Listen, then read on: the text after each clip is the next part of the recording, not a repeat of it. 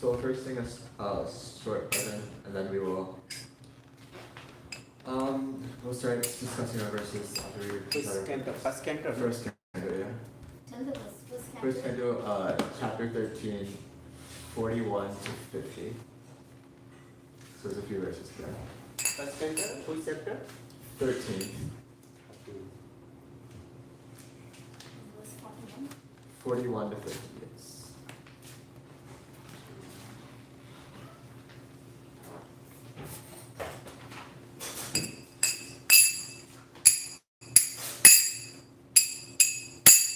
Jaya Radha Madhava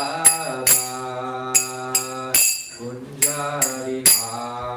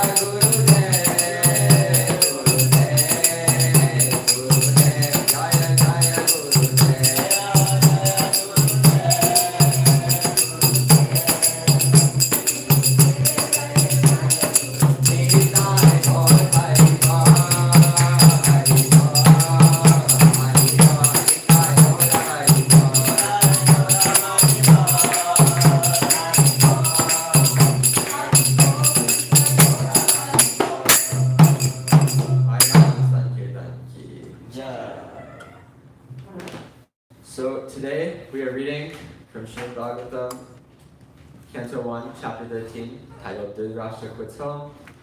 And we'll be reading verses 41 through 50. We'll try to get through all the verses, but they're pretty long, so we'll see how much we get through. But first we'll start with some prayers.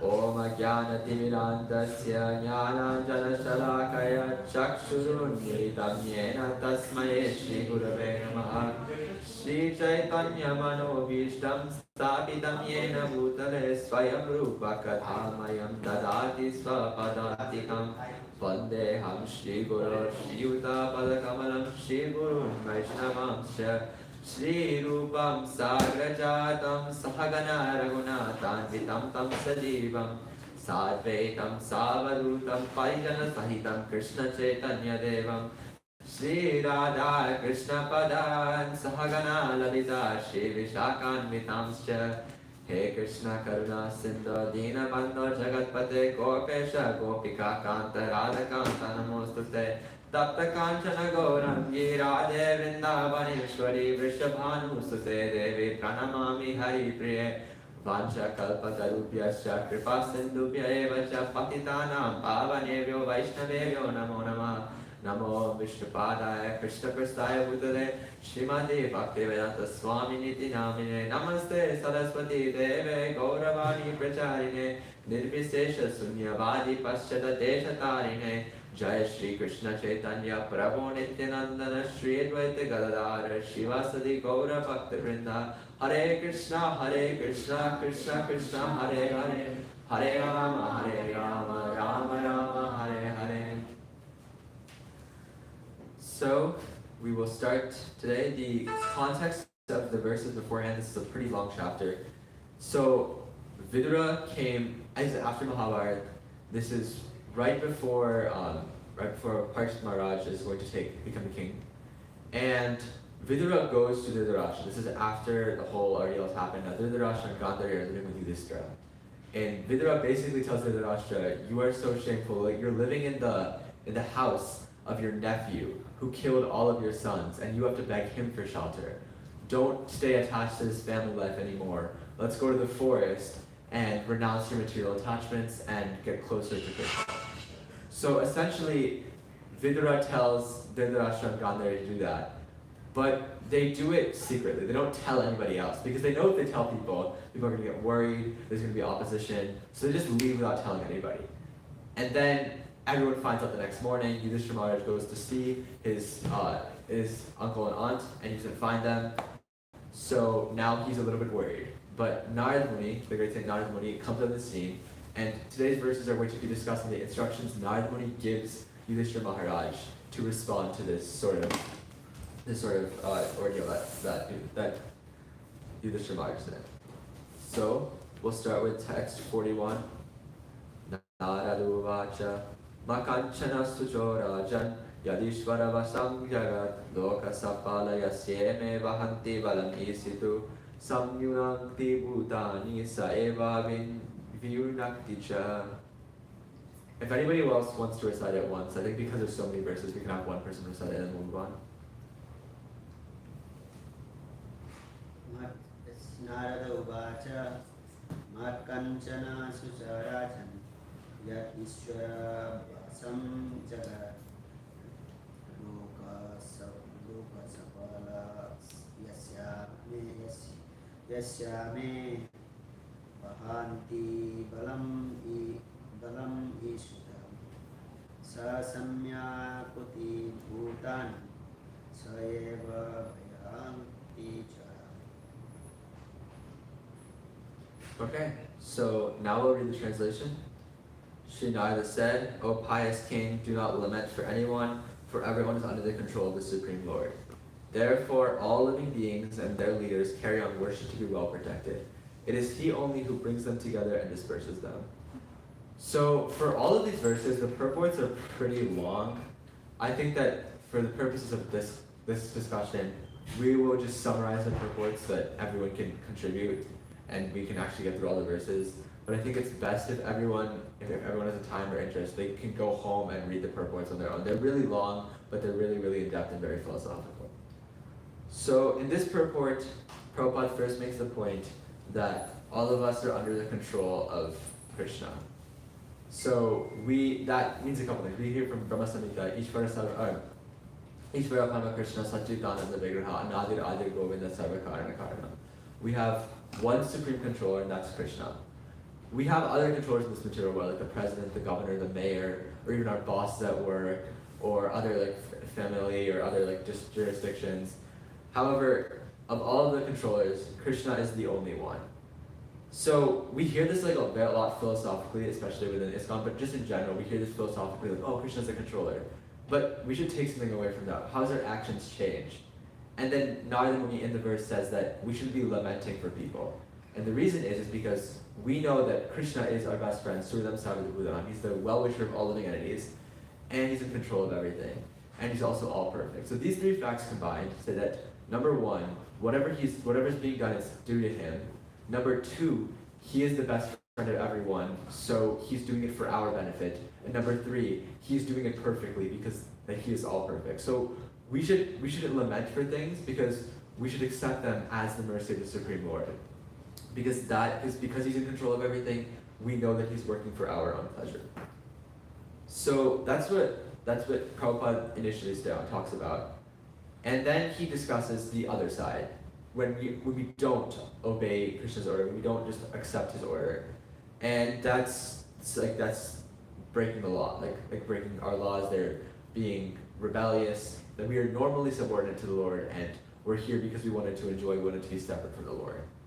So Prabhupada kind of distinguishes that we have two types of laws. We have material laws and spiritual laws. In the material world, different governments are making laws, but they're not the same. Like if you're here in the United States, there are certain laws, but go to India or China or the United Kingdom and the laws differ. Like on things like lots of different political issues, there's a lot of different laws. And even within one country, those laws change. For example, in 2022, the tax percent might be 6% taxes. Next year, it might be 7% or 5%. So these laws are not constant.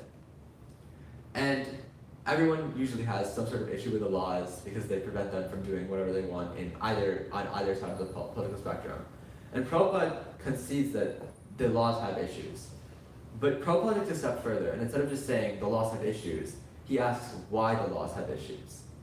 Does anyone want to guess why these laws have issues? Like just in general. Human beings are... Yes. So if we are imperfect, how can we create something that's perfect? If the source of something is imperfect, it's not going, the product is also not going to be imperfect. We have errors, like to err is human, we say that, and we are not all powerful, we are not all knowing. We are going to make mistakes in our own situation. So if we aren't perfect ourselves, there's no way that laws created by us are going to be perfect. So now we have to accept, okay, we need to get better laws. So the laws that are perfect are the spiritual laws, the laws that are done by Krishna and his pure devotees who are perfect in terms of spiritual matters, and who are all-knowing and all-powerful. So what we have to do is we have to recognize Krishna's supremacy and follow his laws. But what are his laws? What are his orders? What's the main order that Krishna gives in Bhagavad Gita towards the very end? Surrender unto him. That's the main law we have to follow. There's lots of laws like the Manu Samhita. Those are also laws that are there for governance. But also like they're kind of surface level, right? We can have the laws of the organization of the world, but regardless of how we organize this world is still going to be Dukhala Vishashpadam, like temporary and full suffering. And it's also not our original place. Our original place isn't here. We are trying to go back to Krishna and serve him. And if we're trying to go under his jurisdiction, we have to follow his laws, which are again, surrender unto him, abandoning all the other practices and just fully taking surrender unto him. So those are 2 points that were made in the purport. And then the last point is, in the last paragraph, discusses how our happiness and distress is already planned for us by our past karma. So I was listening to a lecture by Amrita Prabhu a few days ago. I don't know if you know Amrita Prabhu. He's a younger devotee. He's very enthusiastic. And he gave this example that if you take like a cricket bat or a tennis racket and you hit the ball against the wall, it's going to bounce back. And you can do 2 things when it bounces back. Number 1, you can hit that even harder and it's going to bounce back harder, or you can catch it. Similarly, when we do activities, they'll come back to us. as reactions. And we have two courses of action. We can either hit back, and then the ball will come back faster, or we can catch the ball. If we continue to hit back, we're going to continue to face reaction after reaction after reaction, and those reactions are actually going to be positive. We're going to continue having this. However, if we catch that ball, then we stop this going back and forth with the wall. The ball isn't hitting the wall, there's no coming back. We give up our reactions, right? So, Prabhupada was making the point of tolerance, right? We can either continue to fight back every single thing, try to mitigate our sufferings, or we can transcend them. We can go above the sufferings. Because the goal isn't to try to, you can't continuously mitigate these sufferings, because every action puts us in different implications, which we have to get the reactions to as well. So the better thing is just to get rid of them entirely, without having to mitigate for the cure. So that's the main points of Prabhupada's purport. Is it okay to fix it just a little? Yeah. It's Oh, okay. sorry, you can continue the class. Yes. So those are the main points of Prabhupada's purport in this verse. Does anybody have any realizations based off of that they'd like to share? The last sentence of the translation said, I think he says, he brings people together and disperses them. Yes. We're all from different places, and sometimes it's very hard when we leave a place, or we're very happy when we're all together, and then we're sad when we disperse. I think remembering this verse will make us a little more sober when we are together with people, but then we have to separate from people. That those plans are made by Krishna. Yeah, another point is that, like, even in our life, like right now, I'm in school. When I graduate, I probably won't see the people in my school again. And then I'll go and start a job, and then I might have to leave that job. And the people who I worked with originally, I won't see again after that. Even in this lifetime, we will see us like meeting people and then leaving people and then meeting people and then leaving people. But this isn't just stop now. Even after this lifetime, we might be born in a different planet even. So we meet and leave so many people. So there's no reason to like get super attached to them. Because throughout all of this, there's one person present with us. That's Krishna as Paramatma, the soul. So we should maintain our attachment with the one who's always there, as opposed to putting too much attachment on those who are here and there, here and there. So, yes. If anything else, anyone else has something to add, they can say so now, or we can move on. Prabhupada says these attachments are like shackles. So they keep you like bound, to think in certain way, to do your duty in certain way, and there is a very thin line between performing your duty versus being attached to what you are doing. So like, there is also like job, family, work, everything you do as duty versus also attachments towards it. Yeah, that's like our philosophy specifically doesn't say like, oh, you have to keep everything up. You can continue to work in a job and become Krishna conscious. However, you must do so without attachment to your own, to the results or to the people there. You should be attached to Krishna and give the results to him. So that's kind of the difficulty for us. It's not easy to be detached, but it's better for us to be detached because we know that all these things are temporary. So it doesn't make sense to be emotionally attached to the temporary, and when they get taken away, we'll be upset. It makes more sense from a logical perspective to be attached to the permanent, and he'll never leave us because that's his nature. He's always with Paramatma. So because we have attachments and detachments, this material world is so temporary, it's fleeting. We should not try to get attached here. Let's go and attach to the permanent. So if nobody has anything else, we can continue. Text 42. Yata gavo nasi protas tantyam baddascha damavi vaktantyam namavi baddha vahanti balan ishitu. Anybody want to recite the verse again?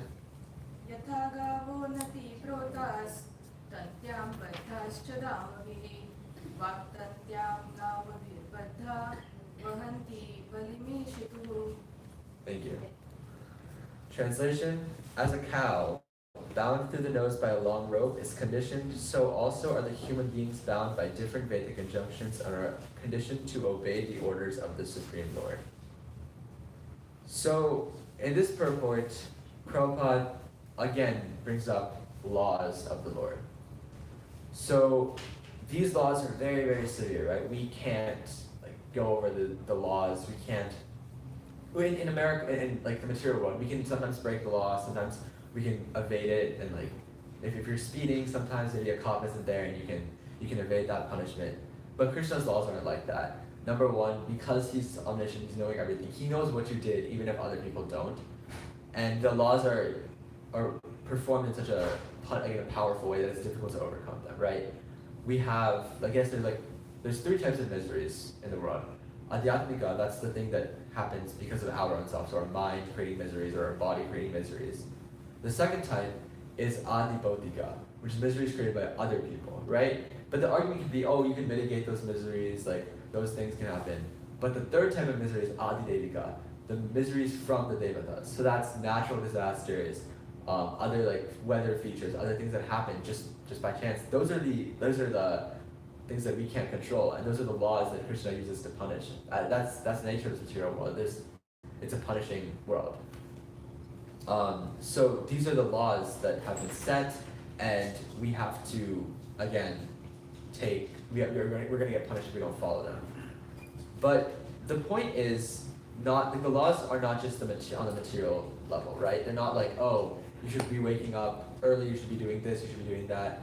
Krishna's laws have a spiritual sense to them as well. And that's like we should take shelter of him and give up all these other things. We should take shelter of him. That's the supreme order of order of Krishna. Krishna gives so many discussions of Bhagavad Gita. He discusses karma yoga and then a bunch of other facets. But towards the very end, after all is said and done, the last instruction he gives to Arjuna, the final deed, the sum of bonum, is to surrender unto him. That's the order that we should be following. That's the law, so to speak, that Krishna sets for us, and we should be obeying that law. So it's not just like the laws that we have for our material life, like, oh, like you should be following like this specific ritual, you should be following this. Those may be there, but we should be also focusing on like the Vedas and the Vedic text for the spiritual laws, so the laws that designate our own personal spiritual life. So Prabhupada then goes on to talk about how if we are in this material world, we have a lot of entanglement, and the only way to get out of this entanglement is to go to Krishna.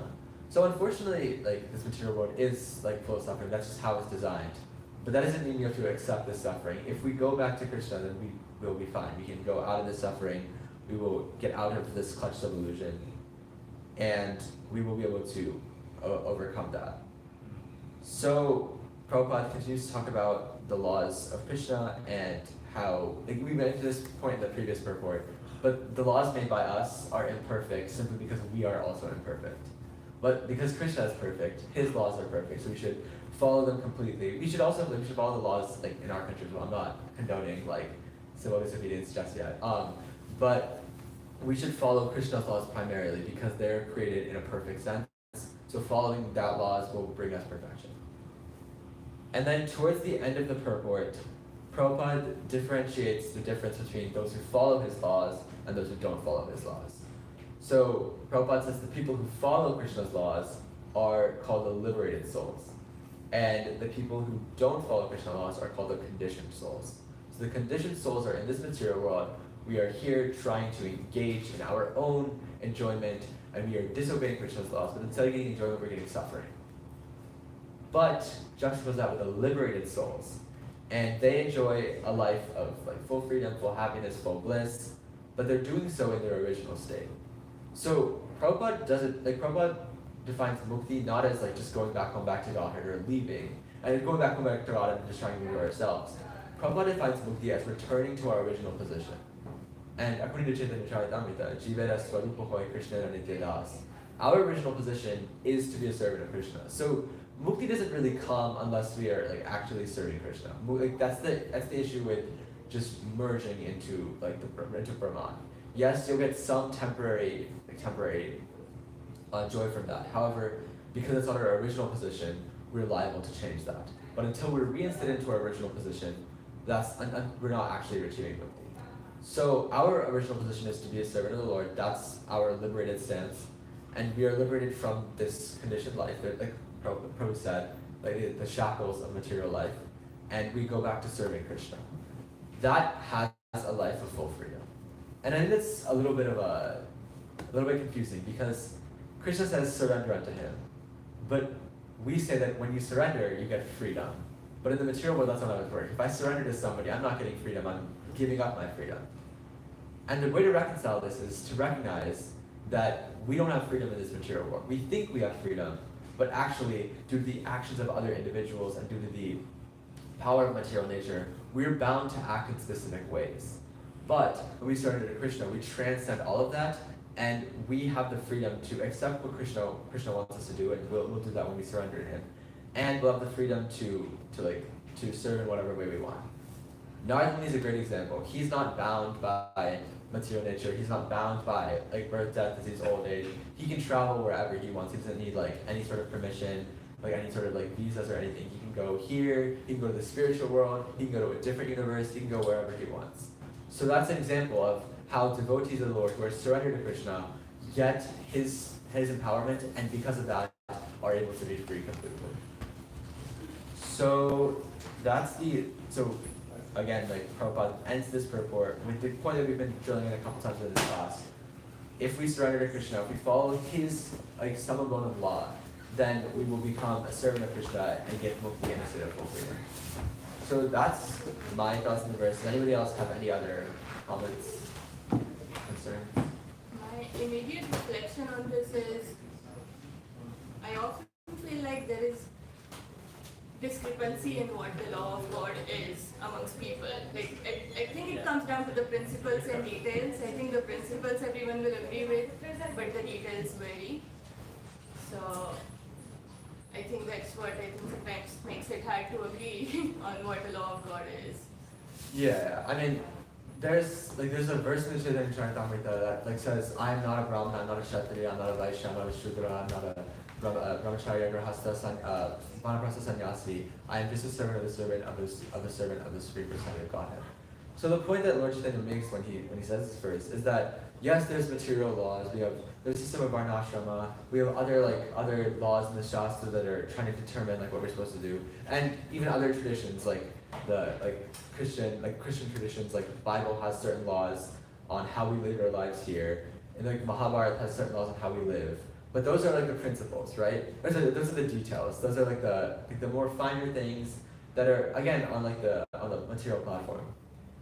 Actually, in the Srimad Bhagavatam, it says that if you are just doing your duty according to the Shastra, but you're not developing attachment for God, Shama eva hi kevalam, everything is a waste. Because the whole point of these systems and laws are to develop your surrender to Krishna. The base law is here. So the other like laws that determine how we do our functional life that are in the Shastra, if we can follow. But we shouldn't lose sight of this main goal. This is the main law that Krishna wants us to follow, and this is the law we should be aspiring for. So yes, the details of different laws are different. People might have different laws and how they follow it. But if this is this has to be the main law. Yeah. Also, when we say law, so when we say a law of God or Krishna's law, it also can be thought of as like law of karma. Then the law which is like birth, that's a law. That okay, everyone who has taken birth here have to die, and whoever dies will take a birth if they haven't perfect. So that's also a law that cannot be like overruled or can be for me that law doesn't apply. So that also is like one way to think about it. That there are certain laws that Krishna has put upon us, and then there are certain laws that we as jivas also have our own, this city law and that law, our country law, like that is all man-made, Yes.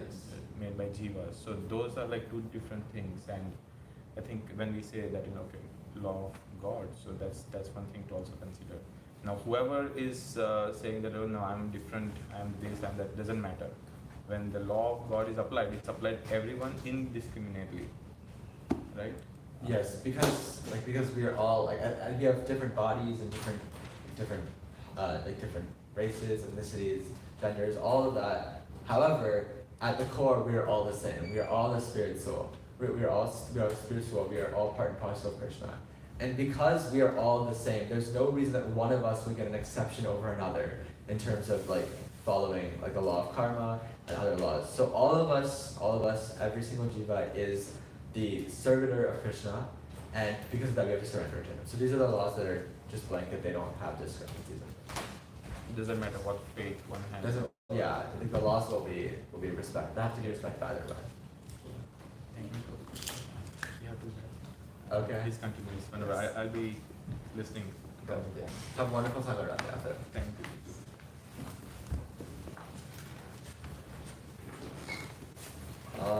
Okay, so I think this is a good discussion we've had on this verse. Let's go to the next verse, 43. Would anyone like to say verse 43?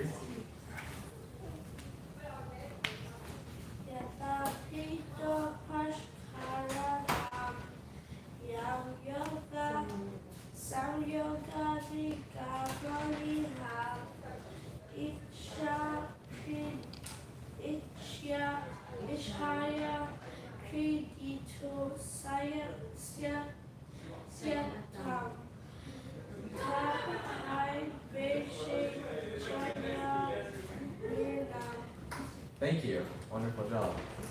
So translation, as a player sets up and disperses his playthings according to his own sweet will, so the supreme will of the Lord brings men together and separates them. So this purport has a couple of major points.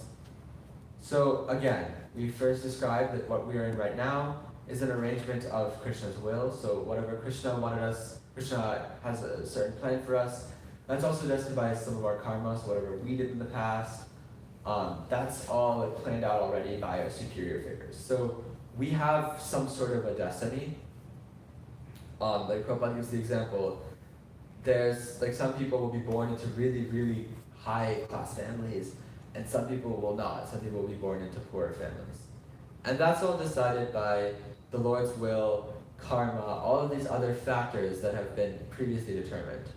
And when Krishna wants to make a really rich man poor, he can do that on his own will. When Krishna wants to make a really poor man rich, he does that on his own will as well. So the point here is that Krishna is in charge. But as we discussed earlier, because he's perfect and he's our ever well-wisher, we as devotees can accept what he does as benefit for us. So additionally, like Prabhupada continues that sometimes some people might say that this example, like of the player and the playthings, may like be misunderstood because they also think that the player, the person who's moving it, is bound by the reactions of his activities. But Krishna is above karma, right? Karma is a material thing. It's a jurisdiction only in the material world. So when we go to the spiritual world, we're not bound by activities. And certainly, Krishna, who is the creator of this material world, is not bound by the rules of this material world, including the law of karma. So it's not like when Krishna comes, he has to suffer his karma or enjoy his karma. No, he's above all of these things. So he goes above all of these karmic activities, and because that's his spiritual position. But not only can he go above all of this karma himself, he can also come and edit our own karma, right?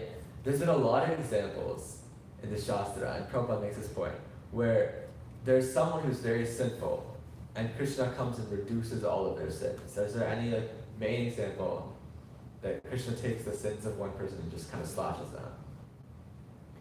Ajamil, yes. So Ajamil was, when he was younger, he was a young, nice Brahmana boy. He was always following the rules, the strict. When we say Brahmana, we don't mean just by birth, but following the order, the respected order for a Brahmana. So he was doing all the things that a Brahmana should do as prescribed. He was doing his bhajan, doing everything very well. And then he got caught up in some bad association. He started engaging in illicit activities. He started drinking. He started doing all these sinful activities. He was a very cheating type businessman. And at the end of his life, the Yamaludas are coming. And he's 80 years old, and he's a young son whose name is Narada. And when the Yamaludas come to take him away, he calls for his son, Narayana. But because he chanted the holy name, he was calling for his son, but it's not so chanted the holy name offenselessly. Instead of the Yamaludas coming, the Yamaludas came, but the Vishnudutas also came. And they said, because he has chanted the holy name, he is not liable to all of his sins. Krishna's holiness reduced the sins on that person, on Ajamil, so you cannot take him away. And eventually, like, he gets his life, he keeps his life, and instead of going back to his old ways of just enjoying, he takes the time to spiritually advance and he goes back to God. So this is an example where Krishna can edit our own karma or edit our own past, and for his devotees he does that a lot. Whatever sins we have through the process of devotional service is gradually reduced. So if anybody has any other thoughts on this verse, Chanika Prabhu or Kapila Maharaj. I hear in the class like Jamil when Narada telling, first he calling his son, but because he practiced before, so then he started chanting, instead of calling Krishna, he actually called him Lord. Yes. Because it's effect, our spiritual thing, even in the, if we forget, Krishna is always to help us. Yeah, the whole entire sixth canto is about Krishna like forgiving like devotees for their own errors. So we have the example of Ajamil. He was a devotee and then he fell down, but then Krishna forgave him in the end. We have the example of Indra, who like he insulted his guru and then he fell down, but Krishna brought him back up and put him into his original position. We have the example of Chitraketu, who fell down, who was on his way back home back to Godhead, and he committed a minor aparad. It actually technically wasn't an aparad. He made fun of Shiva for his actions with Parvati. Mother Parvati cursed him, and he took birth as Vritarasura, a demon. But still, he was forgiven by the Lord for his actions. So yeah, like the point is, the Lord is forgiving. It's not that He's demanding. Like we talked about how this like material suffering and follow like God's laws, but it's in our best interest to follow His laws because He's forgiving and He's our best. He's our soul shelter. So we should continue to we should continue to take shelter of Him because our sins can come down if we take shelter of Him. So Another thing, like some devotees do so many service, and suddenly they fall down, and we have no right to criticize them, but not seeing the present condition. There is so many examples, like Lord Brahma also did some mistake. His grandson making fun of grandfather. Krishna didn't like that, and that's the reason this grandson came to be with you. Krishna also, he tortured them. So to be very careful. Don't see the present. We see the past, everything. Anyway, we cannot choose, we cannot compare, we cannot judge. Just with Krishna. yeah, I mean, we're all on our own individual journeys, right? We don't know it's like when we take off from a plane, we don't know how that's going to be rerouted. Sometimes there might be it might go as smoothly. We just go from one place to another place. Sometimes there might be turbulence, so we have to go around this cloud and that cloud. Sometimes there's an emergency on the plane, the plane has to land somewhere else, and then from that you have to get back onto a different plane and go back to your original destination. So things like that, we have all different paths, and there's different circumstances that happen. But like Mataji said, when the devotee who does a lot of seva might fall down, right, for whatever reason. And it's not like, ideally we shouldn't fall down, we should continue on our path of devotion. But it's not our job to judge others, right? Because number one, we don't have all good credentials or all good anything else. We shouldn't be the one criticizing. But we should also be respectful to them. In Shashtaka, verse 3, Amanina Manadena, he says, give respect to everybody. So we should respect them. We should understand. Okay, they were doing seva, now they're in a little bit of different position. Let's hope that Krishna accepts them in their shelter again. We shouldn't be criticizing them, or we should see that they did service, and Krishna will give them credit for that service, and we hope that their spiritual life continues as normal. But we shouldn't be criticizing them for that. That's not really from even a more a practical perspective. If you leave the movement for whatever reason, and then a bunch of people in that movement criticize you, you're less likely to come back, right? So from that perspective as well, we should also not criticize them. We should continue to show them love. We should continue to show them respect, and they will gradually come back to the spiritual path. Anything else? Trying to get back to room. Yeah, I'll set it all. I'll set it all. The art of criticism comes from not properly understanding who Krishna is. Because one is assuming that he understands the situation properly. But we don't really understand what the situation is. Krishna sees everything past, present, and future. We don't see little things. The one we can just see, perceive at whatever point in time. And then based on that, we create so many things in our mind, senses. We begin to talk about so many things, not because of little things we have seen at whatever point in time. So criticism simply means not understanding that actually we cannot see properly. You know, it comes out of the judgmental mind. We judge, that's why the scripture said, what in the Bible and all that, I said, you should not judge because if you judge, you'll be judged. Not to judge means that we don't really see the whole picture. We just see a little thing. And then based on that, we begin to make judgments. But to see, we see the whole picture, maybe we'll not even talk. You will see actually what a person passed through in the past lives, maybe we'll not be able to judge what he's doing at present. You know, because it's really so vast in terms of what we are confronted with. So we should leave everything for Krishna. Krishna understands everyone's situation. He also understands whatever everybody is passing through. And is the right person to actually give us reward or punishment or judge us. No one can judge another person because you can't see much about the person, whatever is passed through. So that is why it's a great offense to criticize, especially those who are endeavor on the part of liberation, the part of Krishna consciousness. Because those who are endeavor on the part of Krishna consciousness, the more you're becoming Krishna conscious, the more effective it is, good and bad, in terms of interaction with others. You see, that's a lot of things, because Krishna is the actual substance. So the closer we are to Krishna, the more effective we are in everything about us. And then the farther away we are from Krishna, the less important we are. So that is why if you commit offense to one who is not a devotee, it's less grievous than when you commit to one who is a devotee. But the closer you are to Krishna, the more intense the offense is. So that is it.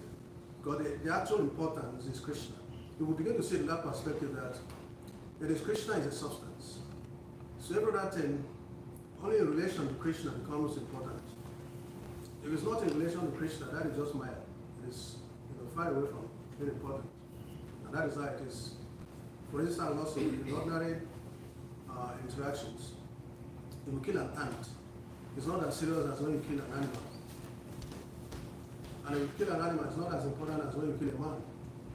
You see, the more the consciousness is elevated, the more grievous a sinful activity is to offend a person. Also, the more one becomes a devotee of Krishna, or closer to Krishna, then the more it is very grievous if you commit offense toward a person. In other words, it is Krishna actually committing offense to us, in that sense. So, we should understand that it is Krishna that is the substance. Every other thing is just in relation to Krishna. Yeah, even in the 9th canto of Srimad Bhagavatam, in the pastime of Ambarish Maharaj, Durvas Muni criticizes Ambarish Maharaj. He was fasting Ekadashi for him for a year, and Durvas Muni came at the very end of the break time.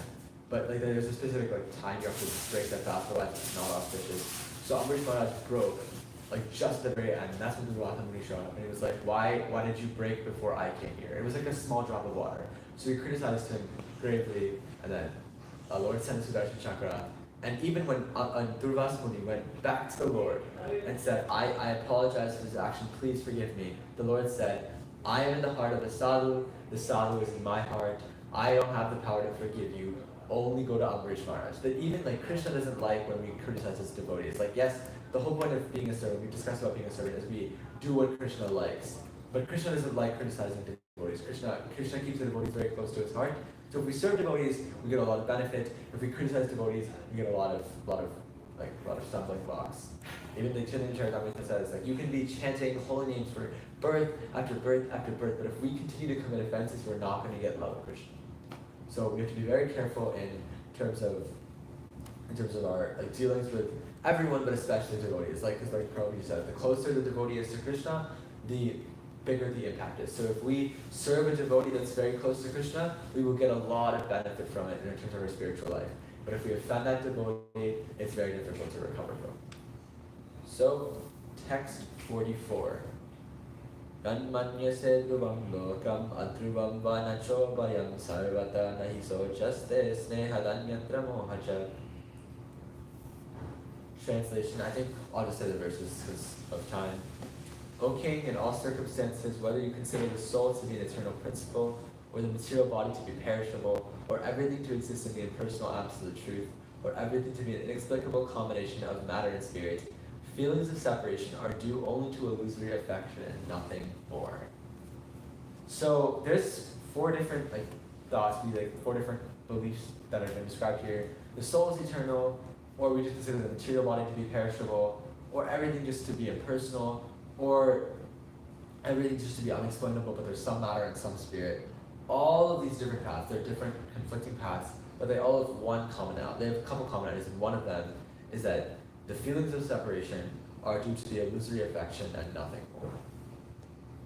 And in the purport, Prabhupada says that even if we speculate, all of these schools of thought say that this one thing is this body is temporary and perishable.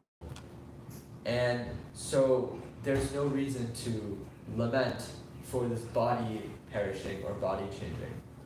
We see that matter is transforming every day. And the factor is we take some objects like metal and we turn it into a phone. Or we take wood and we turn it into a chair. Or even when we cook, we take water and vegetables and we turn it into a sabji. So we see that matter transforms every day.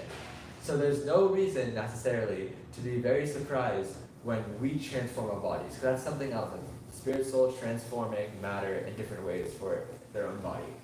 So we shouldn't necessarily be fully disturbed or have a huge cause of grief. So, because we understand that we're not the controllers, and this is a natural function. This is the part of the material world. It's not a permanent place. If we were looking for permanence, we should look at the spiritual world. But while we're in this material world, let's not get disturbed by this change of matters. We can be sad for it for a little time, especially to someone close to us. But we should continue to do our own sadhana and go to a place where these things will not disturb us anymore, namely the spiritual world. The purport kind of is revolving around that fact. It's a shorter purport, so it's easy to read. But if anybody wants to add anything on. You want to say something?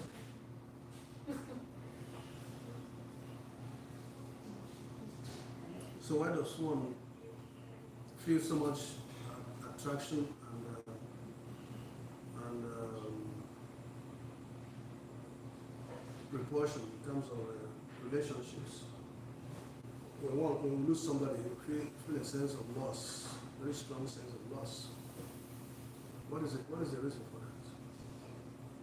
Well, the reason for it is that we have our own attachments, right? Our emotions are going to be determined by our attachments.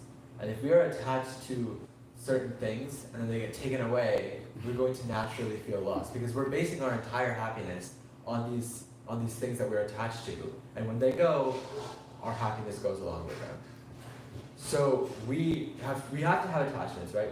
Nature of the soul is the desire is to be attached. We can attach to one of two things. We can attach to the material things, which are temporary and perishable, and when they leave us, they're going to cause suffering. And we were discussing Chitraketu earlier on. His situation is very, very specific. That he wanted a son, but he wasn't really destined to have a son.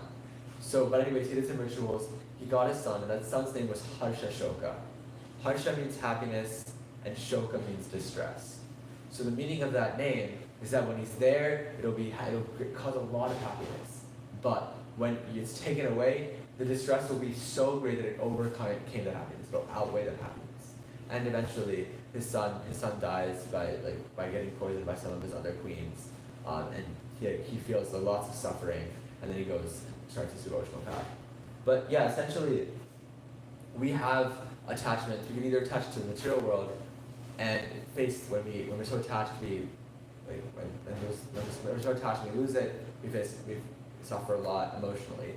But if we attach to Krishna, he's not going to be taken away from us because he is permanent. He's not like this material world. He's not temporary. He's not perishable. He's permanent and imperishable. So if we attach to him, there's no, if we develop our attachment for him, we're not going to have these same issues. And also because he's when we say Hare Rama, Rama means like the source of transcendental pleasure. He will give us happiness if we attach to him. So to answer it, like we feel these feelings of loss because of our attachment. So it's not like we can superficially stop feeling these attachments of loss. The attachments are at a deeper psychological level. So the process of devotional service is transferring our attachment away from this material world and to Krishna. Is that good, Prabhuji? Yeah, fine. Fine. Thanks to Krishna. The whole thing is just that it is extremely difficult for embodied beings to simultaneously be attached and not be attached at the same time. In the sense that if we properly understand how attachment to others should be based on attachment to Krishna, then we can lose our attachment to material things, or to matter. Because in most cases we find it difficult to differentiate between attachment to Krishna and attachment to other things. We have simultaneously have attachment to Krishna, also have attachment to some other things at the same time. So it becomes very difficult to separate these things, in that sense. Sometimes one may think, okay, if I attach and give everything to Krishna, that means I will not have anything to do with other people, other things. And then someone also will think that if I have other things to do with other people and other things, then I will not have full attachment to Krishna. In that sense. So that is where devotional service actually comes in. How to really attach everything to Krishna, but at the same time, you can also see how every other thing is part of the hassle of Krishna. You understand? You need to see how every other thing, or your attachment to others, on trying to be attached and be nice to others, it comes from your attachment to Krishna, simultaneously. So that it will not be like you are attached to other things or people based on the separation from Krishna, or outside of Krishna. Because in the real sense, everything and everyone is just an aspect of Krishna. That depends on our vision, our expansiveness of our vision, how we can actually see and relate everything with Krishna. Depends on how we can actually properly utilize every other thing, every other relationship in terms of serving Krishna. That is where the science of Krishna consciousness comes in, the science of emotional service comes in. For instance, one who is a pure devotee of Krishna, he simultaneously, even worships others. He worships others. That is why it is very, very difficult. You are fully, having all your devotion and love for Krishna, but at the same time, it does not minimize your appreciation and your love for other things, or other people. But that is not a separation from Krishna. It is a relation to Krishna, not a separation from Krishna. So that is where the science of Bhakti Yoga comes in. Without that, it is difficult. The process of Achintya Vedanta Tattva, which Srila Prabhupada talked about, that is the fullness of devotional service, fullness of Krishna consciousness. When we realize it in fullness, that is the perfection of our lives.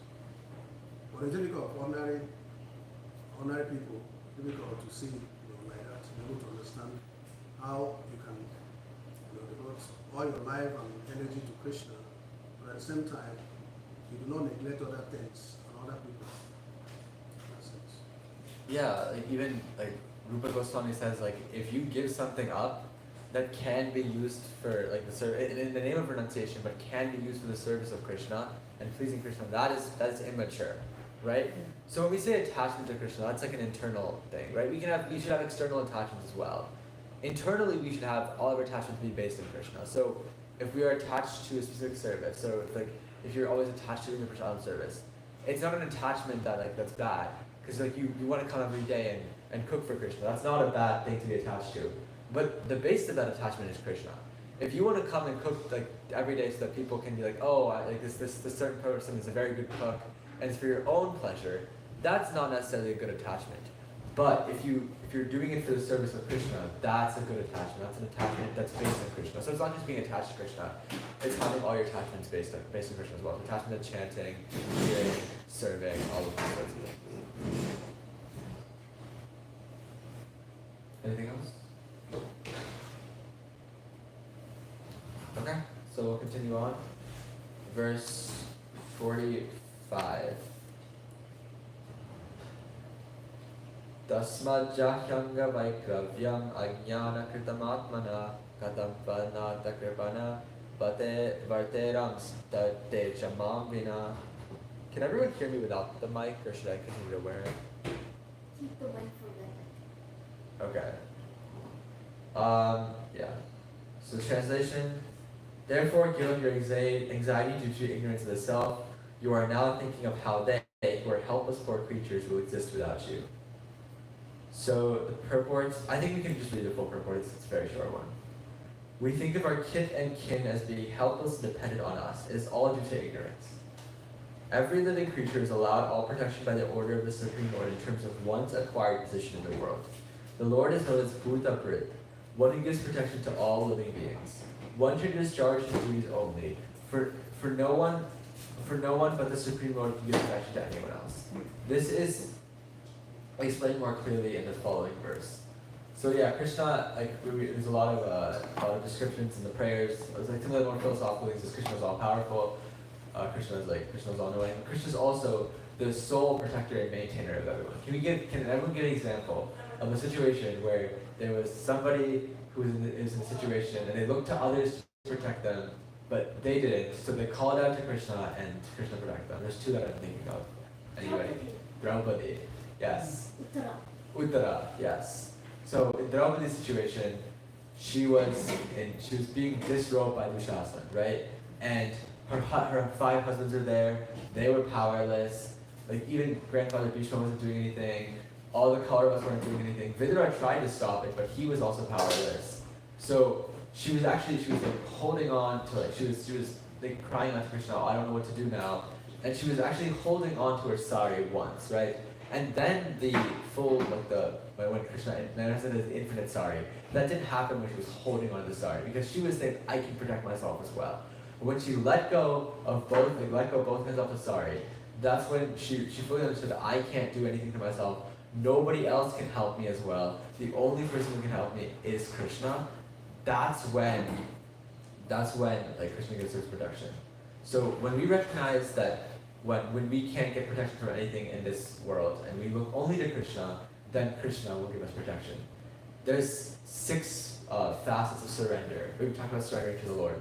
One of those facets is recognizing Krishna as our only master, and the other one is recognizing Krishna as our sole protector.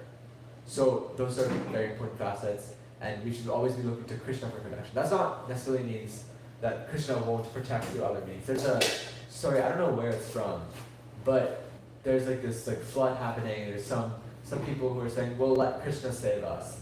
And a helicopter comes and they'll say, no, we'll let Krishna save us.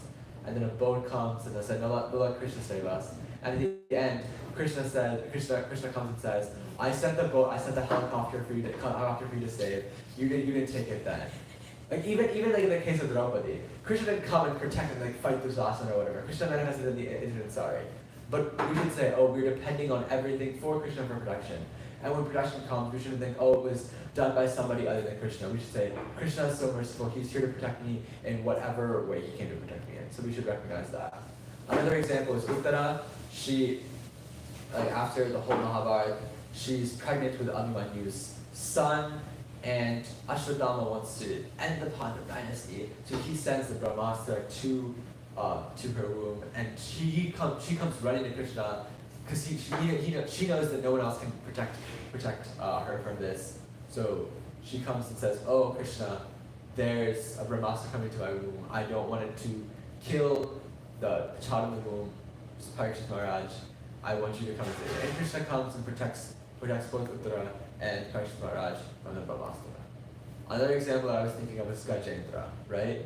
He was fighting this crocodile, and he was asking his female elephant friends, his other sons, and other family elephants to come and save him, but all of them were powerless. And then he's like, okay, maybe they can't help. let me try and fight. But he's fighting this crocodile who's at his life for thousands and thousands of years. And then finally, he remembers previously that he was a devotee in his previous life. And he recites this Gajendra Moksha and says, "Oh Lord, I can't protect myself. You are the only protector." And he even says, like, pure devotees don't desire anything else. They only desire to chant and hear your names and serve you. However, he says that he's in danger. So he's requesting the Lord to come through. He's saying, okay, I'm not going to be able to get protection by any of these other people. I'm only going to look to the Lord to give protection in whatever way he wants. So that's the main point of this verse. If anyone likes to comment on anything, they can do something. So how does one do that? Most cases, those who are pious, when they exert all their strength and effort to no avail, then they tend to surrender to Krishna. That's a natural tendency. When you try everything and it's not working out, we look up to God, we look up to Krishna for assistance. It's a natural tendency. So how does one consider that with, surrendering to Krishna at every moment, thinking that we cannot do anything at every moment, and at the same time using the abilities Krishna has given to us to try to achieve things? How does one separate this? Trying to depend on Krishna, knowing that actually it's only Krishna that can help us. But at the same time, using our efforts, our energy, our abilities to try to achieve things that are there. How does one separate these two things in terms of surrendering? One who is using his effort, his endeavor to try to achieve things, can he be at the same time surrender to Krishna fully? Or that he has to surrender to Krishna when he's not able to do those things? How does one relate these two aspects of development? I mean, so if there's one acharya who's in our line, who's like stress surrender, all of them stress surrender, but Bhaktivinoda Thakur wrote a whole, I think there's a book called Saranagati, which has a bunch of bhajans about Saranagati. But like Bhaktivinoda Thakur also like accomplished things. So we'll speak a little bit about him. He was a grahasta, he was married, his son was actually Bhaktisiddhanta Saraswati Thakur, who was Prabhupada's Guru Maharaj. And he was very well educated. It was in the 1830s, and from that he knew English, but he lived in Bengal. So this was very, very rare at that time to know English, and he had a very good relationship with the British government. He was like a very, very like top-level judge.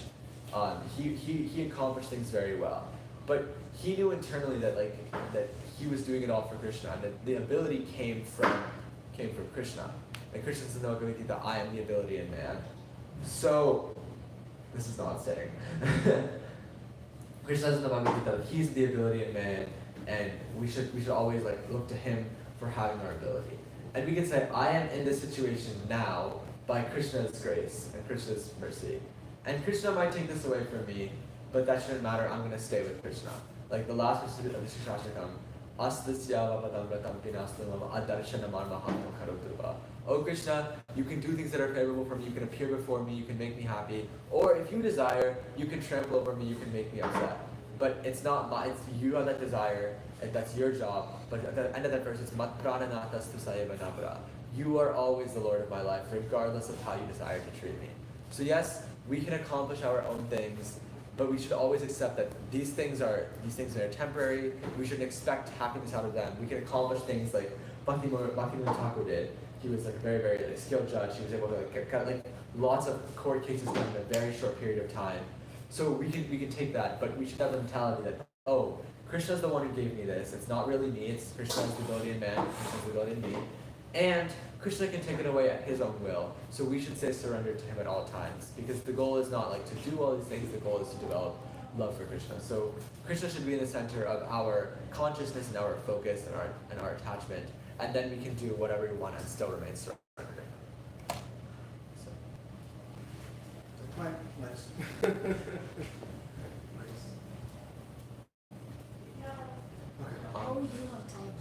We have negative 6 minutes left.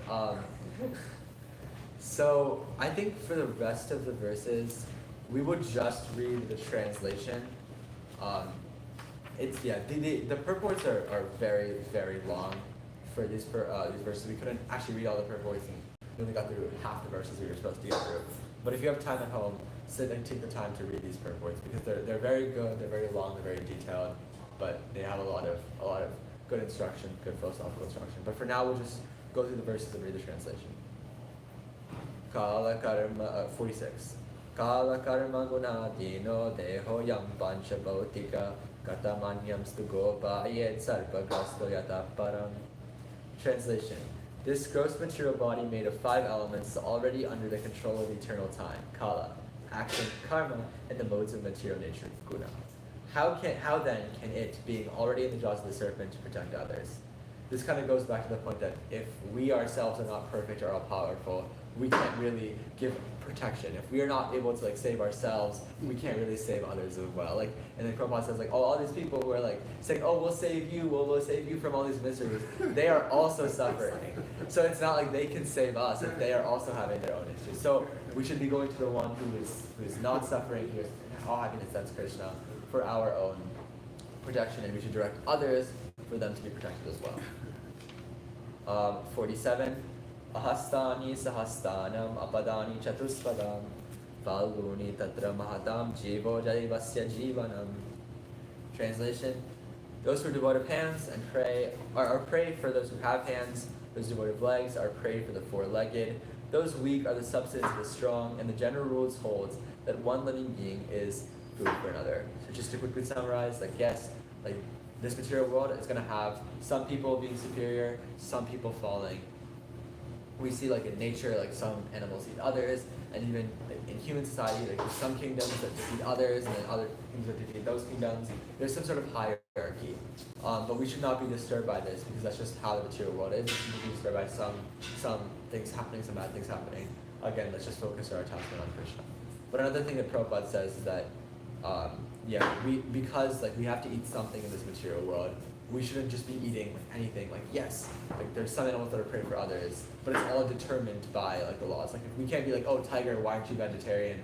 Why are you eating meat? Like that's our dharma. But for us, because we can follow the Vedas, we have a little bit higher standard. So we should be partaking in prasad, which we're about to do after I'm done with the class. We should be eating the things that are destined and shown by Krishna. What Krishna says, like we should be eating mainly vegetarian food. We should not be eating like onion and garlic. We should not be drinking alcohol or having intoxicants. We should have only things that are offered to Krishna first, and then that's how we are perfecting. So text 48. Tad idam bhagavan rajan eka atmatmanam svadrik antaro bhati pasyatam mayayorudaya. The translation. Therefore, O king, you should look to the Supreme Lord only, who is one without a second and manifests himself by different energies, who is both within and without. So, this like, summary here is like we've been talking about how we shouldn't be like looking to other like explanations or other ways to save ourselves. Like again, because here in this material world, the laws are imperfect. Everyone else is like not perfect. We can't save ourselves if we can't save others if we're not perfect ourselves. But because Krishna is all perfect and Krishna is all powerful, he can save us, and he's our ultimate shelter. We should look to him. Text 49.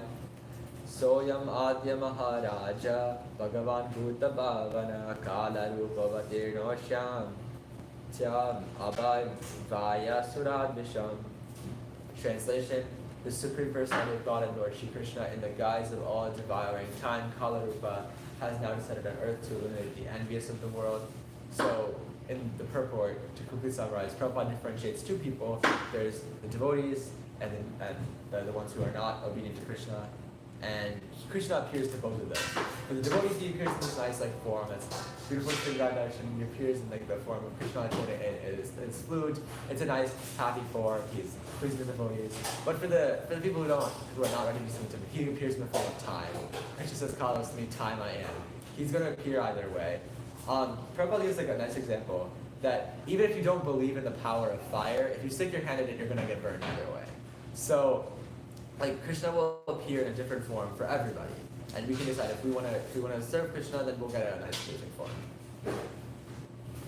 Text 50, our last verse for today.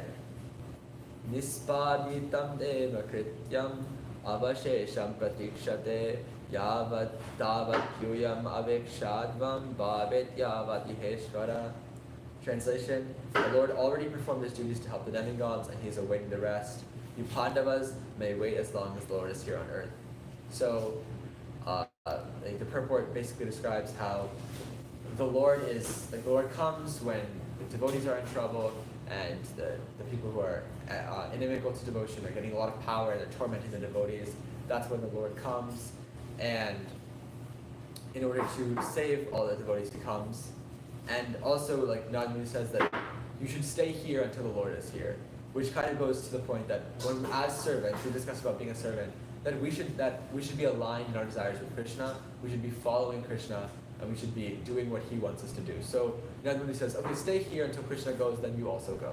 So Krishna says, okay, you can stay here for a little bit, that's good. But when I go, I also want you to come with me, and that's what the Pandavas will do. They will retire, and they will give up their lives, so they can go back home, back to God with Krishna. So those are the verses for today. Again, the purports are long, so I recommend that you read them on your own.